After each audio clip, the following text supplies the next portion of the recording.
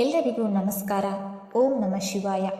ಇಂದು ಈ ವಿಡಿಯೋದ ಮೂಲಕ ವೃಷಭ ರಾಶಿಯವರ ಜಾತಕ ಫಲಿತಾಂಶಗಳ ಬಗ್ಗೆ ತಿಳಿದುಕೊಳ್ಳೋಣ. ಸೆಪ್ಟೆಂಬರ್ ತಿಂಗಳಲ್ಲಿ ವೃಷಭ ರಾಶಿಯವರಿಗೆ ಯಾವ ವಿಷಯಗಳಲ್ಲಿ ಶುಭ ಫಲಗಳು ದೊರೆಯಲಿದೆ, ಯಾವ ವಿಷಯಗಳಲ್ಲಿ ಎಚ್ಚರಿಕೆ ವಹಿಸಬೇಕು, ಯಾವ ಕ್ಷೇತ್ರದಲ್ಲಿ ಅದೃಷ್ಟ ನಿಮ್ಮ ಪರವಾಗಿ ತಿರುಗಲಿದೆ ಎಂಬುದನ್ನು ವಿವರವಾಗಿ ತಿಳಿದುಕೊಳ್ಳೋಣ. ನಮ್ಮ ಚಾನಲ್ಗೆ ಇನ್ನೂ ಸಬ್ಸ್ಕ್ರೈಬ್ ಮಾಡಿದವರು ಈಗಲೇ ಸಬ್ಸ್ಕ್ರೈಬ್ ಮಾಡಿ. ಈ ವಿಡಿಯೋ ನಿಮಗೆ ಇಷ್ಟವಾದರೆ ಓಂ ಮಹಾಲಕ್ಷ್ಮಿಯೇ ನಮಃ ಎಂದು ಕಮೆಂಟ್ ಮಾಡಿ. ಈಗ ವೃಷಭ ರಾಶಿಯವರ ಭವಿಷ್ಯದ ಬಗ್ಗೆ ತಿಳಿದುಕೊಳ್ಳೋಣ. ವೃಷಭ ರಾಶಿಯವರೇ, ಸೆಪ್ಟೆಂಬರ್ ತಿಂಗಳು ನಿಮ್ಮ ಜೀವನದಲ್ಲಿ ಒಂದು ವಿಶೇಷವಾದ ದೈವಿಕ ಶಕ್ತಿಯ ಅನುಭವವಾಗುವ ಸಮಯವಾಗಿದೆ. ಇಷ್ಟು ದಿನ ನೀವು ಎದುರಿಸುತ್ತಿದ್ದ ಕೆಲವು ಸಮಸ್ಯೆಗಳ ಹಿಂದೆ ಕಾರಣದ ದೈವಿಕ ರಕ್ಷಣೆ ಇದ್ದಂತೆಯೇ ಮುಂದಿನ ದಿನಗಳಲ್ಲೂ ಆ ದೈವ ಶಕ್ತಿ ನಿಮ್ಮನ್ನು ಸರಿಯಾದ ದಾರಿಯಲ್ಲಿ ನಡೆಸುವ ಸಾಧ್ಯತೆ ಇದೆ. ನೀವು ಕಷ್ಟದಲ್ಲಿದ್ದಾಗ ಯಾರೂ ಸಹಾಯಕ್ಕೆ ಬರದ ಸಂದರ್ಭದಲ್ಲೂ ಯಾವುದೋ ಒಂದು ಮಾರ್ಗ ನಿಮ್ಮ ಮುಂದೆ ತೆರೆದಿರುವುದನ್ನು ನೀವು ಅನುಭವಿಸಿರಬಹುದು. ಅದೇ ರೀತಿಯಾಗಿ ಈ ತಿಂಗಳಲ್ಲಿಯೂ ಅನಿರೀಕ್ಷಿತ ಸಮಯದಲ್ಲಿ ನಿಮಗೆ ಸಹಾಯ, ಅವಕಾಶ ಅಥವಾ ಒಳ್ಳೆಯ ಸುದ್ದಿ ದೊರೆಯುವ ಸಾಧ್ಯತೆ ಇದೆ. ಕಳೆದ ಕೆಲವು ತಿಂಗಳುಗಳಿಂದ ನಿಮಗೆ ಸಿಗಬೇಕಾಗಿದ್ದ ಗೌರವ, ಹಣ, ಅವಕಾಶ ಅಥವಾ ನಿಮ್ಮ ಪರಿಶ್ರಮಕ್ಕೆ ತಕ್ಕ ಫಲ ನಿಧಾನವಾಗಿ ನಿಮ್ಮ ಜೀವನಕ್ಕೆ ಮರಳುವ ಸಮಯ ಹತ್ತಿರವಾಗುತ್ತಿದೆ. ಬಹಳ ದಿನಗಳಿಂದ ನೀವು ಕಾಯುತ್ತಿರುವ ಒಂದು ಆಸೆ ಈಡೇರುವ ಸಾಧ್ಯತೆ ಇದೆ. ಅದು ಹಣಕಾಸಿಗೆ ಸಂಬಂಧಿಸಿದ್ದಾಗಿರಬಹುದು, ಉದ್ಯೋಗಕ್ಕೆ ಸಂಬಂಧಿಸಿದ್ದಾಗಿರಬಹುದು, ಸ್ವಂತ ಮನೆ, ವಾಹನ, ಕುಟುಂಬದ ಸಂತೋಷ ಅಥವಾ ಬಹಳ ದಿನಗಳಿಂದ ನಿಮ್ಮ ಮನಸ್ಸಿನಲ್ಲಿರುವ ಯಾವುದಾದರೂ ಒಂದು ಪ್ರಮುಖ ಕನಸಾಗಿರಬಹುದು. ವೃಷಭ ರಾಶಿಯವರೇ, ನೀವು ಸಾಮಾನ್ಯವಾಗಿ ಸ್ಥಿರವಾದ ಮನಸ್ಸು ಹೊಂದಿರುವವರು. ಯಾವುದೇ ಕೆಲಸವನ್ನು ಆತುರದಲ್ಲಿ ಮಾಡುವುದಕ್ಕಿಂತ ಯೋಚಿಸಿ, ಪರಿಶೀಲಿಸಿ ನಿಧಾನವಾಗಿ ಮುಂದುವರಿಯಲು ಇಷ್ಟಪಡುತ್ತೀರಿ. ಇದೇ ಗುಣ ಈ ಸಮಯದಲ್ಲಿ ನಿಮ್ಮ ದೊಡ್ಡ ಶಕ್ತಿಯಾಗಲಿದೆ. ನಿಮ್ಮ ಸಹನೆ ಮತ್ತು ನಿರಂತರ ಪರಿಶ್ರಮಕ್ಕೆ ತಕ್ಕ ಫಲ ದೊರೆಯುವ ಸಮಯ ನಿಧಾನವಾಗಿ ಆರಂಭವಾಗುತ್ತಿದೆ. ಈ ಸಮಯದಲ್ಲಿ ನಿಮ್ಮ ಜೀವನದಲ್ಲಿ ಶುಕ್ರ ಗ್ರಹದ ಪ್ರಭಾವವನ್ನು ಜ್ಯೋತಿಷ್ಯ ಪರಂಪರೆಯಲ್ಲಿ ಶುಭಕರವಾಗಿ ಪರಿಗಣಿಸಲಾಗುತ್ತದೆ. ವೃಷಭ ರಾಶಿಯ ಅಧಿಪತಿ ಶುಕ್ರನಾಗಿರುವುದರಿಂದ ಶುಕ್ರನ ಅನುಕೂಲಕರ ಪ್ರಭಾವವು ಹಣಕಾಸು, ಸೌಕರ್ಯ, ಸಂಬಂಧಗಳು, ಆಕರ್ಷಣೆ ಮತ್ತು ಜೀವನದ ಸುಖ ಸಮೃದ್ಧಿಯ ವಿಚಾರಗಳಲ್ಲಿ ಉತ್ತಮ ಬೆಳವಣಿಗೆಗೆ ಕಾರಣವಾಗಬಹುದು ಎಂದು ಜ್ಯೋತಿಷ್ಯ ನಂಬಿಕೆ ಹೇಳುತ್ತದೆ. ಲಕ್ಷ್ಮೀದೇವಿಯ ಅನುಗ್ರಹವಿರುವಲ್ಲಿ ಧನ ಸಮೃದ್ಧಿ ಮತ್ತು ಸಂತೋಷಕ್ಕೆ ಕೊರತೆ ಇರುವುದಿಲ್ಲ ಎಂಬ ನಂಬಿಕೆಯೂ ಇದೆ. ಇದೇ ಕಾರಣದಿಂದ ಮುಂದಿನ ದಿನಗಳಲ್ಲಿ ನಿಮ್ಮ ಆರ್ಥಿಕ ಪರಿಸ್ಥಿತಿಯಲ್ಲಿ ನಿಧಾನವಾದ ಸುಧಾರಣೆ ಕಾಣುವ ಸಾಧ್ಯತೆ ಇದೆ. ಇದುವರೆಗೆ ಹಣದ ಕೊರತೆ, ಸಾಲದ ಒತ್ತಡ ಅಥವಾ ಅನಿರೀಕ್ಷಿತ ಖರ್ಚುಗಳಿಂದ ತೊಂದರೆ ಅನುಭವಿಸುತ್ತಿದ್ದವರಿಗೆ ಪರಿಸ್ಥಿತಿಯನ್ನು ಸರಿಪಡಿಸಿಕೊಳ್ಳಲು ಹೊಸ ಅವಕಾಶ ಸಿಗಬಹುದು. ವೃಷಭ ರಾಶಿಯವರೇ, ನೀವು ಇತರರಿಗೆ ಸಹಾಯ ಮಾಡುವ ಸ್ವಭಾವ ಹೊಂದಿರುವವರಾಗಿದ್ದರೆ ನಿಮ್ಮ ಒಳ್ಳೆಯತನವನ್ನು ಕೆಲವರು ದುರುಪಯೋಗಪಡಿಸಿಕೊಂಡಿರುವ ಸಂದರ್ಭಗಳು ಇರಬಹುದು. ನೀವು ನಂಬಿದ ವ್ಯಕ್ತಿಗಳಿಂದಲೇ ನೋವು ಅನುಭವಿಸಿರುವ ಸಾಧ್ಯತೆಯೂ ಇದೆ. ನಿಮ್ಮ ಪ್ರಾಮಾಣಿಕತೆಯನ್ನು ಕೆಲವರು ದೌರ್ಬಲ್ಯವೆಂದು ತಿಳಿದುಕೊಂಡಿರಬಹುದು. ಆದರೆ ನಿಮ್ಮ ಒಳ್ಳೆಯತನ ವ್ಯರ್ಥವಾಗುವುದಿಲ್ಲ ಎಂಬುದನ್ನು ಈ ಸಮಯ ನಿಮಗೆ ನಿಧಾನವಾಗಿ ತೋರಿಸಿಕೊಡಬಹುದು. ನೀವು ಯಾರಿಗೂ ಕೆಡುಕು ಬಯಸದೆ ನಿಮ್ಮ ಕೆಲಸವನ್ನು ನೀವು ಮಾಡಿಕೊಂಡು ಹೋಗುವ ವ್ಯಕ್ತಿಯಾಗಿದ್ದರೆ ನಿಮ್ಮ ಸತ್ಕರ್ಮಗಳ ಫಲ ನಿಮ್ಮ ಜೀವನದಲ್ಲಿ ಶುಭ ರೂಪದಲ್ಲಿ ಮರಳಬಹುದು ಎಂಬ ನಂಬಿಕೆ ಇದೆ. ಎಷ್ಟೇ ಕಷ್ಟಗಳು ಬಂದರೂ ದೇವರ ಮೇಲಿನ ನಂಬಿಕೆಯನ್ನು ಕಳೆದುಕೊಳ್ಳದೆ ಮುಂದುವರಿಯುವುದೇ ನಿಮ್ಮ ದೊಡ್ಡ ಶಕ್ತಿ. ಇನ್ನು ಕೆಲವೇ ದಿನಗಳಲ್ಲಿ ನೀವು ಬಹಳ ದಿನಗಳಿಂದ ಬಯಸುತ್ತಿದ್ದ ಯಾವುದಾದರೂ ಒಂದು ಪ್ರಮುಖ ವಿಷಯದಲ್ಲಿ ಶುಭ ಸುದ್ದಿ ಕೇಳುವ ಸಾಧ್ಯತೆ ಇದೆ. ನಿಮ್ಮ ಕೈಗೆ ಹಣ ಬರಬಹುದು, ಉದ್ಯೋಗದಲ್ಲಿ ಅವಕಾಶ ಸಿಗಬಹುದು, ವ್ಯವಹಾರದಲ್ಲಿ ಹೊಸ ಗ್ರಾಹಕರು ದೊರೆಯಬಹುದು ಅಥವಾ ಕುಟುಂಬದಲ್ಲಿ ಸಂತೋಷದ ವಾತಾವರಣ ನಿರ್ಮಾಣವಾಗಬಹುದು.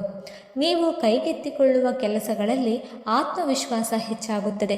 ಇದುವರೆಗೆ ನಿಮ್ಮ ಪ್ರಗತಿಗೆ ಅಡ್ಡಿಯಾಗಿದ್ದ ಕೆಲವು ಸಮಸ್ಯೆಗಳು ನಿಧಾನವಾಗಿ ದೂರವಾಗಲು ಆರಂಭಿಸಬಹುದು. ಆದರೆ ಈ ಶುಭ ಸಮಯವನ್ನು ಸಂಪೂರ್ಣವಾಗಿ ಅನುಭವಿಸಲು ನೀವು ಒಂದು ವಿಷಯವನ್ನು ಮಾತ್ರ ಮರೆಯಬಾರದು.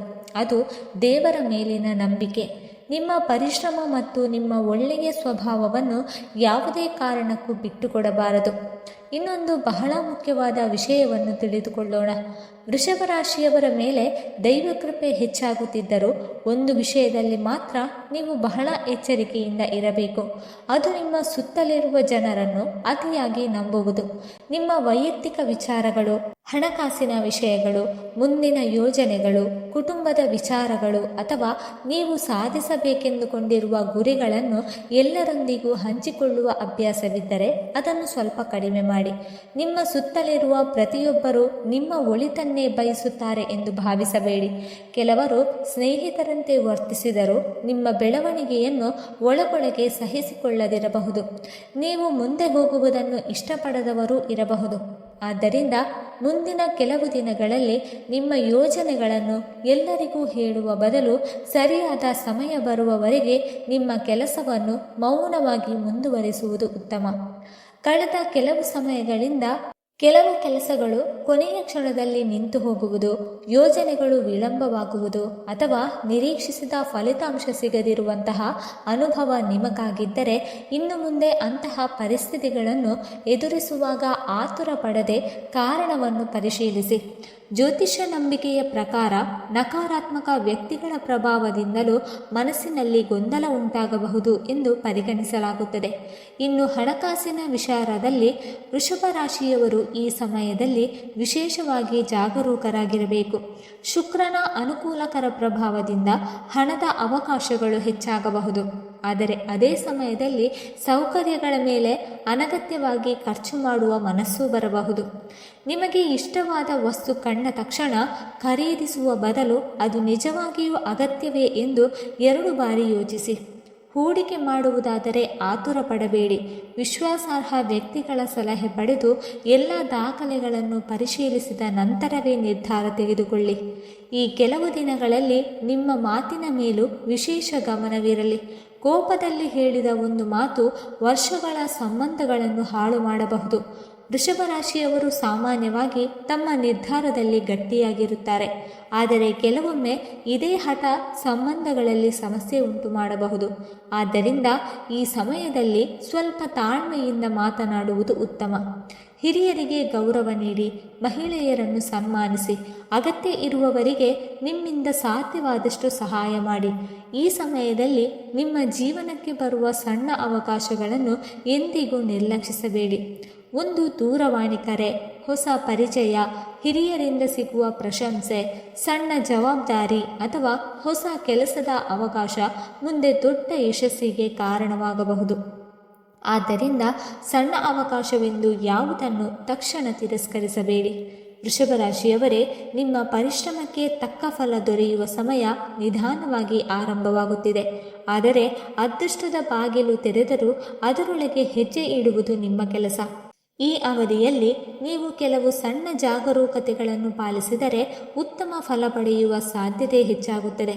ಮೊದಲನೆಯದಾಗಿ ನಿಮ್ಮ ಖರ್ಚಿನ ಮೇಲೆ ನಿಯಂತ್ರಣ ಇರಲಿ. ಅಗತ್ಯವಿಲ್ಲದ ವಸ್ತುಗಳಿಗೆ ಹಣ ಖರ್ಚು ಮಾಡಬೇಡಿ. ಯಾವುದೇ ಖರೀದಿ ಮಾಡುವ ಮೊದಲು ಅದು ನಿಜವಾಗಿಯೂ ನಿಮಗೆ ಅಗತ್ಯವಿದೆಯೇ ಎಂದು 2-3 ಬಾರಿ ಯೋಚಿಸಿ. ಎರಡನೆಯದಾಗಿ ಆಹಾರವನ್ನು ವ್ಯರ್ಥ ಮಾಡಬೇಡಿ. ಮನೆಯಲ್ಲಿ ತಯಾರಿಸಿದ ಆಹಾರವಾಗಲಿ ಅಥವಾ ಹೊರಗಿನಿಂದ ತಂದ ಆಹಾರವಾಗಲಿ ಅದನ್ನು ಗೌರವದಿಂದ ಬಳಸಿ. ನಮ್ಮ ಸಂಪ್ರದಾಯದಲ್ಲಿ ಅನ್ನವನ್ನು ಗೌರವಿಸುವ ಮನೆಯಲ್ಲಿ ಅನ್ನಪೂರ್ಣೆ ಮತ್ತು ಲಕ್ಷ್ಮೀದೇವಿಯ ಕೃಪೆ ಇರುತ್ತದೆ ಎಂದು ನಂಬಿಕೆ ಇದೆ. ಮೂರನೆಯದಾಗಿ ನೀವು ವಾಸಿಸುವ ಮನೆ, ವಾಹನ ಮತ್ತು ದಿನನಿತ್ಯ ಬಳಸುವ ವಸ್ತುಗಳನ್ನು ಸ್ವಚ್ಛವಾಗಿ ಇಟ್ಟುಕೊಳ್ಳಿ. ಮನೆಯ ಸ್ವಚ್ಛತೆ ಮತ್ತು ಸುವ್ಯವಸ್ಥೆ ಮನಸ್ಸಿಗೂ ನೆಮ್ಮದಿಯನ್ನು ನೀಡುತ್ತದೆ. ನಾಲ್ಕನೆಯದಾಗಿ ಮುಂದಿನ ಕೆಲವು ದಿನಗಳಲ್ಲಿ ಯಾರನ್ನು ನೋಯಿಸುವ ರೀತಿಯಲ್ಲಿ ಮಾತನಾಡಬೇಡಿ. ಕೋಪ, ಹಠ ಅಥವಾ ಅಹಂಕಾರದಿಂದ ಮಾತನಾಡುವುದನ್ನು ತಪ್ಪಿಸಿ.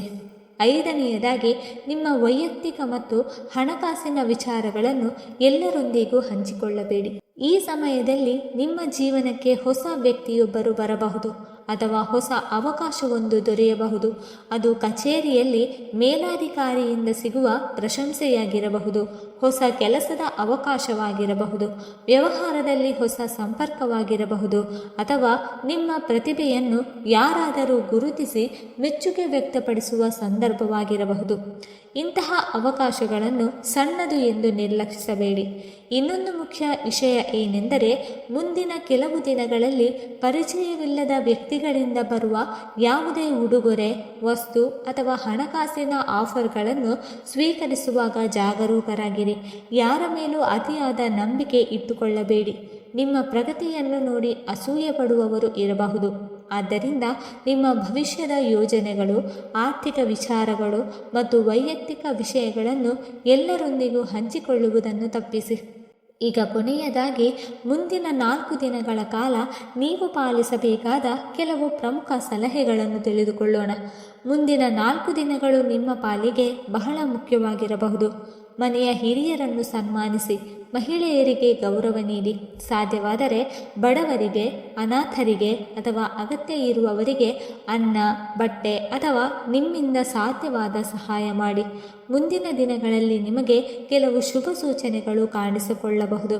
ಒಳ್ಳೆಯ ಸುದ್ದಿ, ಹೊಸ ಕೆಲಸದ ಅವಕಾಶ, ಪ್ರಶಂಸೆ, ನಿರೀಕ್ಷಿಸದ ಸಹಾಯ ಅಥವಾ ಬಹಳ ದಿನಗಳಿಂದ ಕಾಯುತ್ತಿದ್ದ ವ್ಯಕ್ತಿಯಿಂದ ಸಂಪರ್ಕ ಬಂದರೂ ಅದನ್ನು ಸಕಾರಾತ್ಮಕ ಸೂಚನೆಯಾಗಿ ಸ್ವೀಕರಿಸಿ.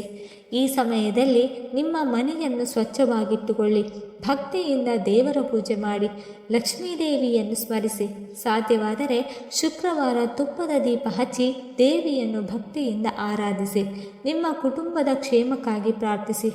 ಇನ್ನೊಂದು ಪ್ರಮುಖ ವಿಷಯ, ನಿಮ್ಮ ಜೀವನದಲ್ಲಿ ಸದಾ ನಕಾರಾತ್ಮಕವಾಗಿ ಮಾತನಾಡುವ ವ್ಯಕ್ತಿಗಳಿಂದ ಸ್ವಲ್ಪ ದೂರವಿರಿ.